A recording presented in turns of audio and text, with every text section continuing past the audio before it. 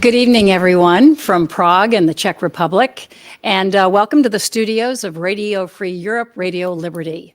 It's wonderful to welcome you wherever you are in the world. It's the evening here in Prague, but we know people are joining us from Washington, D.C., and welcome wherever you are around the globe. My name is Kathleen Matthews, and I'm a member of the International Broadcasting Advisory Board, which we fondly call the IBAB. And we're really happy to be hosting this broadcast here today. It's a conversation on press freedom in peril and how Russia's crackdown on independent media is expanding. During this panel today, with an esteemed group of panelists, we're going to be looking into how Russia is expanding its malign influence in the information space. We're going to talk about its toll on independent media, not only in Russia, but in many countries in the region. And we're going to be talking about the threats and the dangers that journalists face in this climate and what can be done to strengthen press freedom. I'd like to begin by introducing the chair of our International Broadcasting Advisory Board, or IBAB, Ken Jaron, to welcome you further. Thanks, Kathleen. Thank you to everyone in the audience for engaging with us regarding this urgent threat posed by Russia to press freedom, journalist safety, and the free flow of information. Let me first tell you a little bit about the IBAB. We're an independent federal agency that provides strategic counsel and oversight of the U.S. AGM in conjunction with our CEO, Amanda Bennett. I'm pleased to share the stage with fellow members of our board. First, Kathleen Matthews, our host. To my immediate left, Jamie Fly, and to Jamie's left, Luis Botello. Together, we advance the mission of the U.S. AGM of delivering high-quality journalism to the millions of people in countries around the world that do not otherwise have a free press. Over 420 million people in more than 100 countries turn to these networks each week for news and information in 64 different languages. Their journalism and staff work on the front lines of freedom, defending and advancing American interests and democratic values, and it is our honor to support them in this vital mission. In October, the IBAB held an event on strategies to address the malign influence of the People's Republic of China. Today's panel is a continuation of a broader conversation that explores the enormous impact of the U.S. Agency for Global Media and its entities and the escalating authoritarian challenges they face. And now I'll turn it back over to Kathleen, who will kick off this important discussion. Ken, thank you very much. You know, we know that the mission of the U.S. Agency for Global Media is more important than ever before, especially as we see countries like Russia and other adversarial regimes, such as the People's Republic of China, Iran, work on their own, but also work together to make heavy investments, huge investments, to block the flow of information within their own countries and also abroad. So we want to go right into our panel right now and introduce the esteemed panelists and kind of get their insights. First of all, we are joined by Radio Free Europe, Radio Liberty's president and CEO, Steve Kappas. Steve, I want to thank you for being here and hosting us here at Radio Free Europe's headquarters. Steve was a member of the Council on Foreign Relations, an award-winning news executive with a distinguished career spanning decades, including as president of NBC News and leadership positions at CBS News. Next to him, joining us also from Radio Free Europe, Radio Liberty, is Pavel Butorin. He's the director of Current Time, which has seen massive growth. This is a 24/7 Russian language digital and TV brand that is run by Radio Free Europe, Radio Free Liberty, with Voice of America. I'd also like to welcome from Washington, D.C., joining us remotely, Peter Pomerantsev, who is a senior fellow at the SNF Agora Institute of Johns Hopkins University. There he researches authoritarian propaganda and how to beat it. Peter is a leading expert on disinformation from Russia. He's written several award-winning books on foreign malign influence, the latest of which, Peter, is How to Win an Information War, The Propagandist Who Outwitted Hitler. I'd also like to introduce Dr. Angela Stent. Angela is a senior fellow at the Brookings Institution, a senior advisor to the U.S. Institute of Peace. At Georgetown University, she is director emerita of the Center for Eurasian, Russian, and East European Studies. She's also a decorated author, a leading voice on foreign policy, and her latest book is called Putin's World, Russia Against the West and the Rest. And she talks a lot about Russia's influence in the global South. And then finally, we have Kirill Sahotsky, the managing editor of the Russian service of Voice of America. Previously, Kirill led RFE, RL's Russian and Ukrainian services and worked as an executive editor of Current Time. Kirill has extensive background covering the first 15 years of Vladimir Putin's rule from inside Russia for both BBC and also Reuters. So if I can start with two of our external experts who are joining us, Peter and Angela. We know that Russia has for a long time used false narratives, but you both write that we are seeing an escalation of Russia's crackdown on independent media and information. So as experts to you on this topic, let me start with you, Angela. What are you seeing in the escalation? What are the techniques? What are the tactics? And really, what is the MO coming out of the Kremlin today? Well, thank you very much, Kathleen, and thank you all for inviting me to speak on this important panel. Of course, Russia and the Soviet Union before it have been engaged in international disinformation, false narratives, fake news for decades, maybe even more than that. But what I see is that since the Russian invasion of Ukraine, the full-scale invasion in February of 2022, the Russians have really intensified what they're doing in an attempt really to win over audiences. And I'm just going to talk now about what we call, for want of a better word, the global South.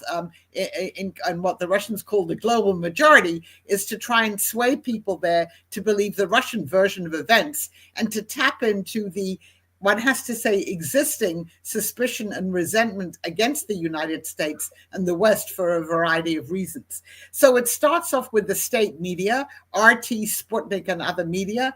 For instance, RT in Espanol is the fastest growing media in Latin America, but it's RT, broadcast to all of these countries in the global South, and Sputnik. And then it, of course, is the use of social media, and we've known about that for some time, but a very astute use of social media, bots, fake news, creating false narratives, but they fall on fertile ears in many of these countries.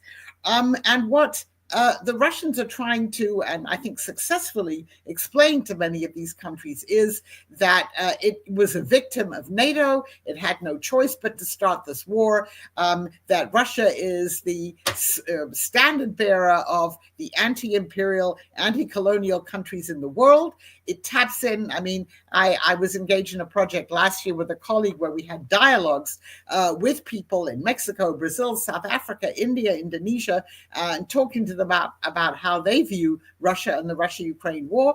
It taps into nostalgia in countries like South Africa about the Soviet role in the anti-apartheid movement. In fact, we had South African colleagues say that they owe Russia a liberation debt. It taps into ideas in countries like Mexico that somehow Russia is still a socialist country, which of course it isn't and hasn't been for some time. But then all of the narratives about the evil United States, about nefarious U.S. activities. And as I say, it does find fertile ground. And the Russians, they target young people, young audiences, but then they target the older audiences, as I've just said, with memories of the Soviet Union and what it did. And so you have a situation when we were talking to the Indians. There are plenty of very good English language media in India, US, European, from other countries. But the popularity, again, of Russian media platforms, both state-run and the social media too, is apparently growing with their credibility. And that does affect the views of so many of these countries. And it taps into their resentment, for instance, that the war with Ukraine has made the West turn away from admitting and dealing with their own problems, food security, public health issues, and is focused on this, what they see as a regional conflict in Europe. So I don't see any diminution of this. The Russians are very active in all of these ways around the world. And so it's a huge challenge for US and other media coming from democratic countries to counter this and to push back against what the Russians are saying. Peter, Angela talked about the Russian playbook. Who do you think is winning this information war? Do they have credibility? Have they improved their credibility? And what do you see as the effectiveness of what they're doing? So that's a very, very good question, because we often try to measure this within the metrics of media. You just mentioned words like credibility, which is really not how the Russians or the Chinese are thinking about it. They're thinking about it in terms of what we used to think of as political warfare, and it's often completely integrated with economic warfare and with international geopolitical influence. So the aim in the Sahel is to work with China to push out America and its allies to grab natural resources and then dump them on the European market, pushing America out of those markets. So those are that's the dynamic they're looking at. So looking at this purely in terms of media markets or trust or these sort of metrics might miss the aim. They're playing a slightly different game. Also, I think it's wrong to think about what they're doing in terms of media, because organizationally and institutionally, we're talking about information operations that are integrated into security operations, into the security services, and into the military, into kinetic operations. So before a war crime that Russia commits, they will push out disinformation to make that war crime, to obfuscate that war crime by blaming the other side for it, for example. So again, there's a slight risk when we sort of think about what they're doing as a kind of good old tussle between rival TV stations. That is not what is going on. They see information as one part of a toolkit to achieve political effect and to achieve economic effect, and it is often completely integrated with security infrastructure. Thank you. If you both can stand by, I just want to get the view from journalists on the ground. Pavel, in your role, what are you seeing as the danger to journalists, the techniques they're using to try to suppress their reporting? What have been your own personal experiences? And tell us a little bit about Alsu Kurmasheva, who we know was released in a prisoner exchange, but she was an RFE reporter who was detained, imprisoned in Russia, is now back, here at the network. But tell us what you're facing and what your reporters are facing. Thank you, Kathleen. Well, first of all, I have had the painful experience of seeing just how far the Russian government is willing to go to silence journalists. Alsu was detained and subjected to 14 months of separation from her family, including 9 months in dehumanizing conditions in a Russian prison cell. She was accused and eventually convicted for breaking laws that were intentionally designed to intimidate anyone critical of the Kremlin. Unfortunately, we know that she was released as part of a historic prisoner swap between the United States and Russia, but unfortunately her case is not an outlier. It's emblematic of the broader persecution of journalists, including RFE journalists in Russia. The Russian government rather uses all kinds of ploys to go after independent journalists. RFE for many years has been targeted under the so-called foreign agent law. RFE has also been designated an undesirable organization, making it a crime for Russians to even engage with our content, let alone work with us. In Belarus, for example, speaking of the playbook, RFERL's Belarus service and Current Time have both been designated extremist organizations, where, of course, no such thing. And many journalists, including our reporters, were forced to leave their country, Russia and Belarus. But some chose to stay in Russia and in Belarus, and some of them have paid a heavy price. For example, most recently, we've had a reporter, Nika Novak. She was a journalist working for the Russian service of RFERL. She was recently sentenced to 4 years in jail under the absurd pretext of undisclosed collaboration with a foreign organization. So all these laws are so broad and specifically designed to intimidate journalists, and that creates, of course, a problem of trust. If you have that label, the foreign agent or undesirable label, that creates a problem of trust between us and our audiences. But essentially, it's criminalizing journalism. Yes, and when your member of the audience thinks that, oh, okay, this organization has a label, this unsavory label, maybe I shouldn't trust it, and so that's one of the many issues that we're trying to overcome here. Kirill, let me have you jump in at this point and talk about some of the dangers that Voice of America reporters face in Russia while they're reporting from overseas, even. Thank you, Kathleen. It's such an important discussion to have because, as Peril just outlined very eloquently, reporting from Russia, reporting on Russia is extremely dangerous and challenging, but is crucial as never before. So we are, at Voice of America, we are declared foreign agents, a designation that we do not recognize or accept. So in the eyes of the Kremlin, our reporters, even reporting overseas in DC, they're committing a crime. They can't travel to Russia. We don't have reporters in Russia. We don't have journalists working in the field. We do not have a bureau in Moscow anymore.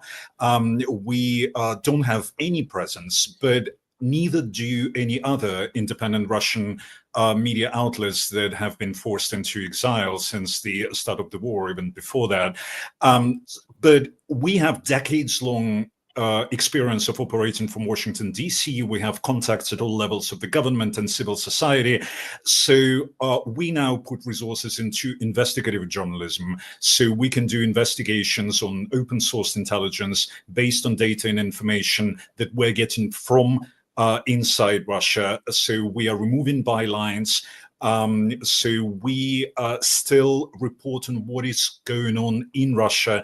But what the Kremlin is trying to do is they try to kick us out of the country, and then they try to kick us out of digital platforms. And this is the challenge that we're really ready to meet head on. So they're trying to silence us, but they blocked our website. We're developing a very robust system of mirror websites. They banned Facebook and Instagram. They try to slow down YouTube. So we moved to very successfully to shorter videos that can be consumed easier. So these are all challenges. So pretty much using all the support we can get, we're trying to outsmart the Kremlin and its state propaganda to get to people in Russia online. And millions of people use VOA Russian content every week across the different platform. So people in Russia can access objective, comprehensive reporting from the United States to people in Russia. Is it dangerous and difficult? Yes. Is it crucial and vital? Absolutely. Because otherwise it will be the Kremlin who will have a free ride shaping its narrative about the US and its policy. Thank you, Kirill. It sounds almost like a game of whack-a-mole, Steve. Yeah. That basically you have one way of reaching an audience, they suppress it, you try to find another. And this mirrors sort of the evolution of how Radio Free Europe, Radio Liberty over decades has operated in terms of having to innovate how you find your viewers or your listeners and reach them. Tell us how you're doing that now, and also how things like apps can even be used kind of to try to thwart getting the information to the people who want to hear it. Whack-a-mole is a really great description of what's going on, and because there's always a game that's played, and it seems as if the more success that we have with reaching people, the more of a threat we're deemed to the Russian regime. And we're no stranger to this type of attack. It's been going on since our first broadcast in 1953. And these days, the efforts include things like banning certain apps on the Russian Appstore.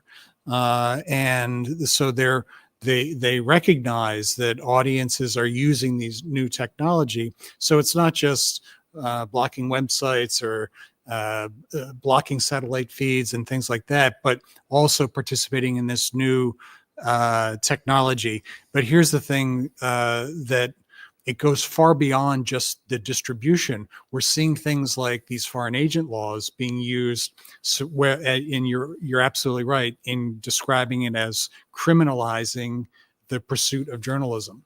They restrict accreditation. They, as Pavel just talked, they go to great lengths to silence journalists, imprisoning them.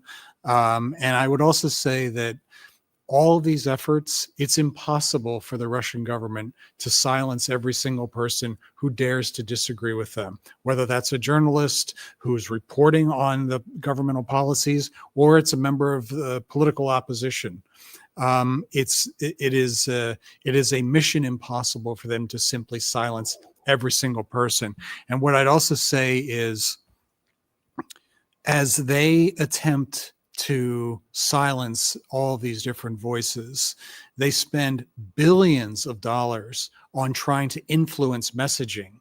And the thing is, we're not going to match them dollar for dollar. So we have success because we can move with great agility. We can outsmart them, and we can continue to reach the audiences which have real desire to receive the programming. So when we can make that connection, we're going to win this ultimately, even on the challenging days. Bob, we'll talk a little bit about your journalists, because you obviously have to keep them safe. You're concerned about people like Alsu. How do you balance that with this overwhelming desire and mission to actually do the journalism, tell the truth through the channels that you have and the programs you have? Well, our journalists at current time, they don't see their objective as, being part of influence campaigns or, a bigger information warfare. We're just telling people stories. We speak the same language as our audience. We tell human stories, and this is how we engage with our audience. Our journalists still have the desire and have the a belief that the day will come that maybe audiences inside Russia won't need coverage from outside of Russia, but and as I said, some of our journalists, many of them have had to leave Russia. They have now faced the new challenge of covering Russia from outside of Russia. So we now rely very much on social media, but then again, that requires additional verification of content, user-generated content. We are engaging with exile communities who have now taken residence here in Europe or elsewhere, and often in the United States. We are working with independent media organizations that have similar goals. What I love about our journalists is that they have a lot of curiosity about their world, and they want to share information with their audiences in a free manner. Our message to our audiences is simple. It's better to think and speak freely than to live in fear. Thank you. Angela, if I can bring you back in, and Peter as well, what are some of the concrete steps that you think that governments, international organizations can do, the U.S. Agency for Global Media and its networks can do to strengthen press freedom in light of the competition? Angela, why don't you kick it off? Sure, thank you. And I think we all have to take Peter's very important point that this is an integrated strategy. There's the disinformation and the social media and the official broadcast, but obviously it's part of a much broader Russian strategy, which include military and other issues. So I think, first of all, it's very important to do what current time and and other platforms can do, and that is to continue to offer the Russian people, an unvarnished version of the truth.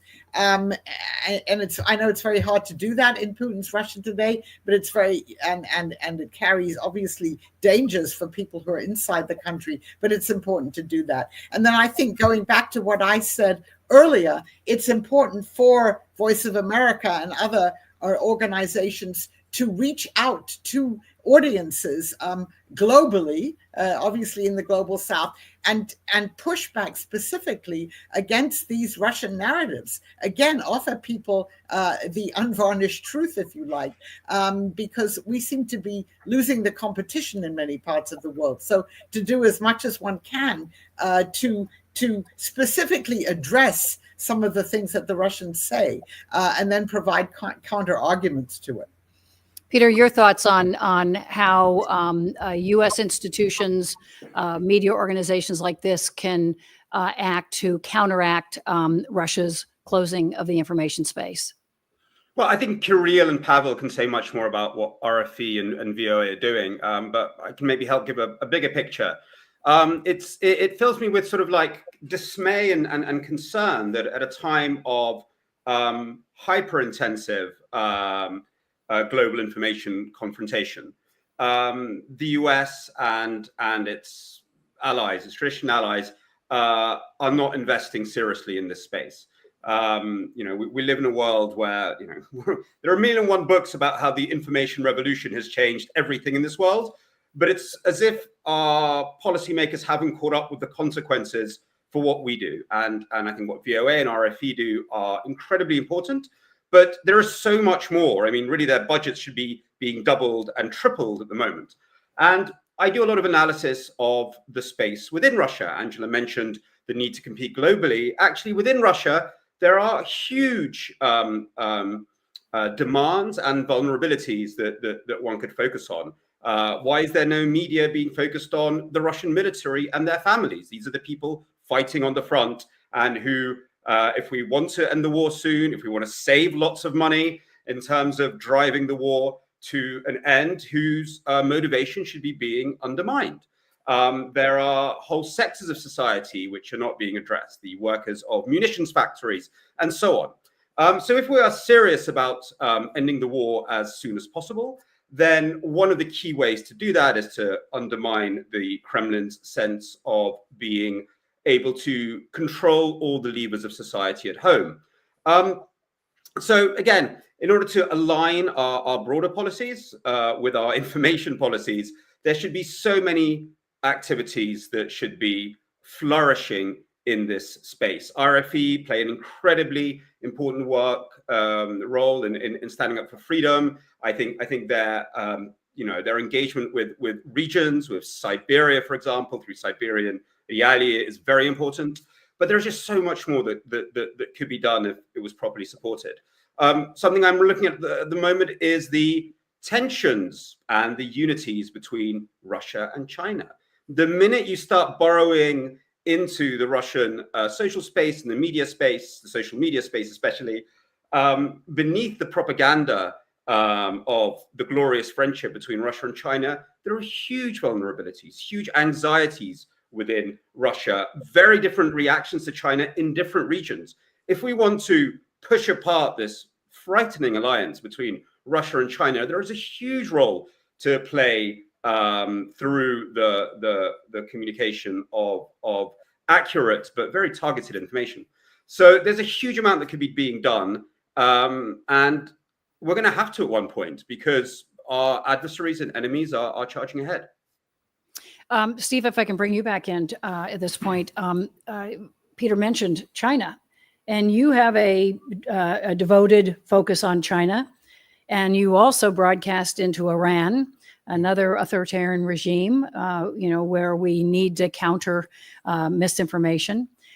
Tell me how you are, focusing on those things in addition to what we talked about with Russia and what they're doing to try to suppress free information. We're absolutely seeing the spread of malign influence by Iran from China, and we're spending a great deal amount of time focused on what Russia is up to, and it's very interesting to me that we see very similar tactics in these kinds of playbooks that are being used.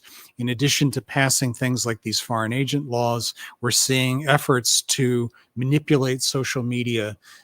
You just saw in the most recent elections in Romania, where tens of thousands of fake users were created simply to push out completely inaccurate information, all magically designed to, just so happens that they all completely pushed pro-Russian agendas on every single storyline imaginable. And we also see efforts being pursued by Russia and Iran and China, also to manipulate elections. And all you have to do is take a close look at what's going on in Georgia right now. And I think the best thing that we can do is to follow the lead of the brave people of Ukraine, who have stood up and said enough is enough. Same thing in Georgia. For the last 2 weeks now, we've seen every single night, we've seen scores of people filling the streets of Tbilisi and all across all of the cities in Georgia. And in some cases, some people might think it's too late when it gets to that stage. And so what we like to think about also is looking for the warning signs of when these things start to deteriorate, when we see Kremlin money going into legislative activities inside a place like Kyrgyzstan or Kazakhstan or other places where these foreign agent laws start coming up, that's the time when we can put a very bright spotlight on what's happening to hopefully thwart some of these very powerful efforts to try to control messaging. Carol, if you could join us again. I know your focus is on Russia, Eurasia, but you also have Voice of America coverage of what's happening in China, things that the countries are doing together, Iran. What do you see as overlap in the strategies of these countries, and how are you sort of covering the influence of each in the other country?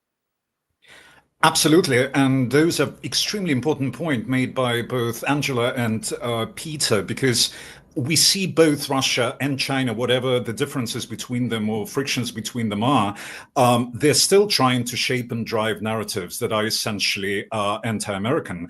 And we have an objective to bring the truth, but also by doing that, we explaining the US policy towards Russia as well to those other countries and regions where Russia is trying to cause trouble, from Africa to Korea. And by doing that, we not only countering those anti-American and anti-Western narratives, but also trying to force critical thinking. So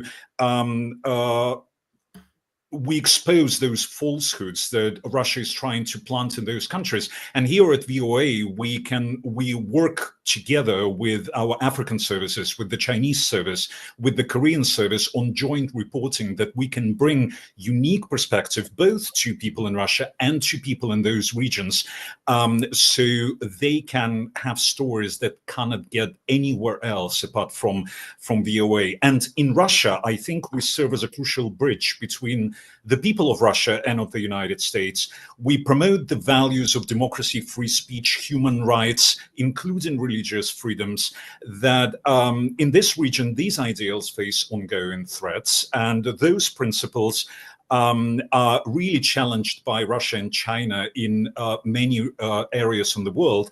And we see that people in Russia come to us when something big happens, because they don't trust what the state media tell them. They want to hear the alternative, and we are the voice of the alternative.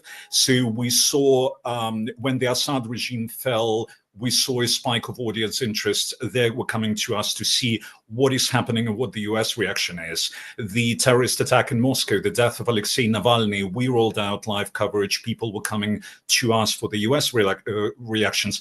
And also we're trying to, to build that goodwill toward the United States in Russia when Moscow is trying to paint Washington as the ultimate evil. And we saw again those huge spikes of interest on the US election night, for instance, when we rolled out hours and hours of live coverage. We were the only ones in Russia bringing Donald Trump's winning speech live with simultaneous Russian translation. And that was one of the top viewed videos of the year on our YouTube channel, also seen by millions across our platforms. We were showing SpaceX space launches live as well to the Russian audience with proper context and commentary, bringing US space industry advances to Russia. So in a way, we are painting this picture of a very diverse, very complicated, very dynamic US society and US policy to Russians and to other regions where those narratives, anti-American narratives are trying, those actors like Russia and China are trying to promote. I'd like to bring in some of my colleagues from the International Broadcasting Advisory Board. Luis Botello, want to ask some questions of our great panelists here? Thank you, Kathleen. This is a question probably for Peter or Angela. I think, Peter, you mentioned the need to increase budget, the need to maybe work in different activities that could actually impact the reality of what we're seeing with the malign influence of Russia and also China and Iran. We could say that. What are those activities you think, if you will have to recommend different ways to do what already some of the entities that we mentioned here, VOA, Radio Free Europe, and the other entities of the U.S. Agency for Global Media should be investing on? What are those areas that should be doing, or we should be doing more of?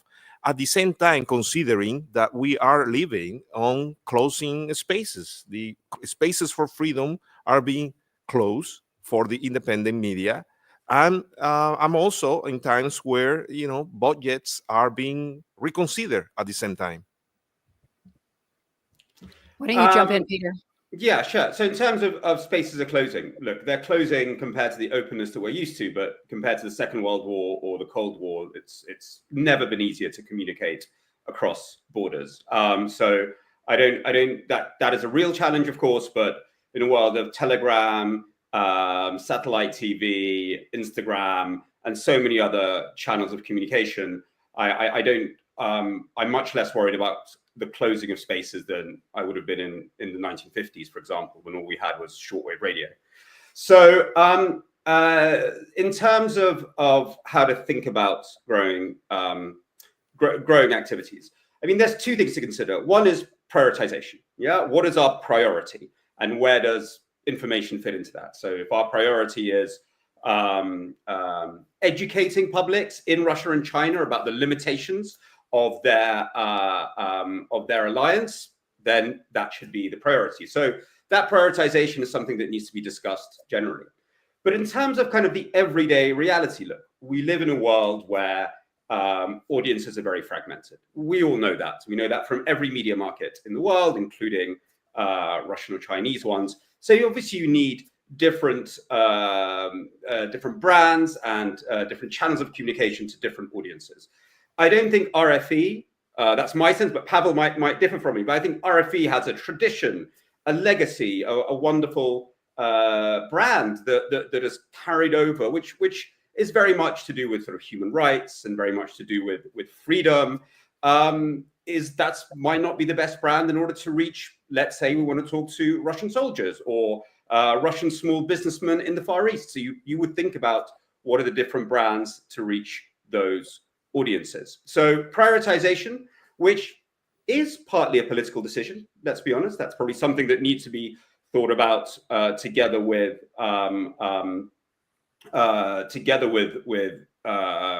your supporters. But then at an editorial point of view, how do we reach more diverse audiences? Jamie Fly, why don't you jump in? So I have a related question, actually, picking up on Peter's point, mostly for Steve, Pavel, and Peril. You've talked about the challenges. We've talked about evolving Russian audiences and new audiences like the ones that Peter was highlighting, that Russian military families were probably not as relevant as an audience 5 years ago before the full-scale invasion. And I know that RFE and VOA have launched new initiatives. after the full-scale invasion. And so could you go a little bit deeper and highlight those? And then getting to the budget point, how are you judging impact? Because this all gets down to the point, these are taxpayer dollars that are funding these networks.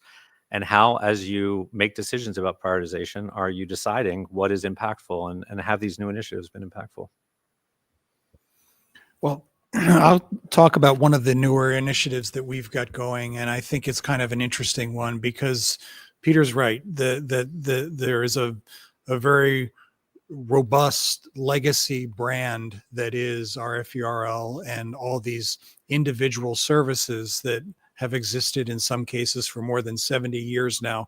But just because they've been around that long does not at all mean a continued relevance. You've got to continue to find new ways of reaching new audiences, identifying them, as Peter just suggested. One of the things that we launched at the end of 2022 was a service called VotVot. It's a smaller service from many of the others here, but it's an important one because as members of the creative community were pushed out of Russia or were prosecuted for having a different viewpoint than the government. When a comedian would do a stand-up act that would poke fun at, in a satirical way, at the Russian leadership, many of these artists and members of the creative community were actually declared foreign agents.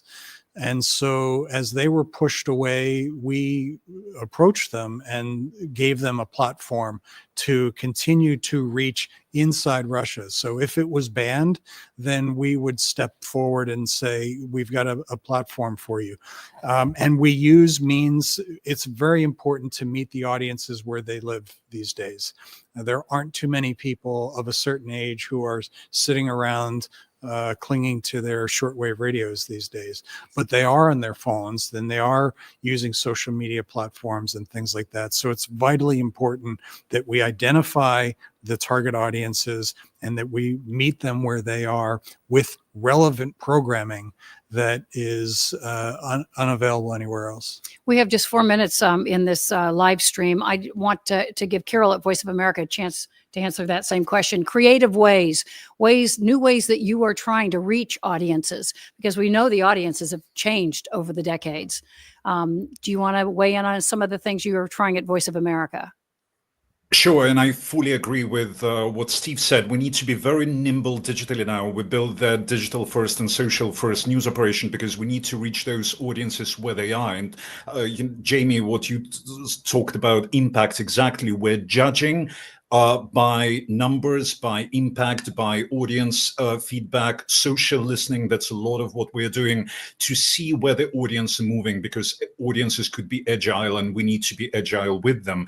But I think, talking about the budgets, I think we are in a way cost effective, because for a modest investment compared to other public diplomacy tools, we at VOA Russian deliver those significant returns by empowering independent voices, by building that goodwill toward the United States and advancing US interest in various regions where Russia and China are trying to promote their own interests. So in this, we work together with RFERL. We focus on our distinctive complementary roles and missions, and we amplify each other's impact creatively, making our joint efforts even I would say even more cost effective. But I would agree with what Steve said, is that we constantly need to be on the lookout how Moscow is trying to kick us out again out of whatever digital space and be ahead of them. And we are quite successful in doing this so far.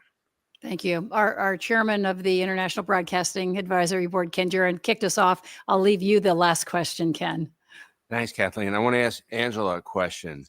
Angela, you discussed how Russia is having some success in parts of the world with their malign media tactics. We have really high quality journalists with Radio Free Europe and Voice of America. Do you think they should endeavor to try to counter what the Russians are doing and their tactics, or should they just continue to deliver high quality reporting in an uncensored manner to the people of the world? I mean, it's an excellent question. They should clearly continue to deliver this high quality reporting. I do think it's important to directly address some of the falsehoods and the lies that you get that the Russians are spreading in all these different parts of the world. You know, the US is at a disadvantage. There's an inherent suspicion of America in many of these countries and among their populations, which the Russians exploit. But I think you do have to directly address some of the claims that the Russians are making and hope that the people who you're addressing can use their judgment to understand that the Russians have been feeding them, you know, false narratives. It's very difficult. It's a real challenge. The Russians are very good at doing this, but I do think that you have to directly address what the Russians are doing. And that's a wrap here. I want to thank Angela, Peter, and Carol for joining us from Washington, D.C., getting up early for this panel. And I want to thank our two wonderful hosts here at Radio Free Europe, Radio Liberty, Steve and Pavel, for putting out the welcome mat and also giving us that perspective into my fellow IBAB members. Thank you very much. It's great to be part of this project with you. And thank you. You can actually access this entire broadcast on demand at TTAB or at IBAB, ibab.gov, IBAB.gov. This will be streamed, so you can go to our website and catch all or any part of this broadcast anytime that's convenient to you. Once again, thanks for joining us here in beautiful Prague, where we started the morning with snow and we're ending with a twinkly, starry night. Thank you, everyone. Thank you.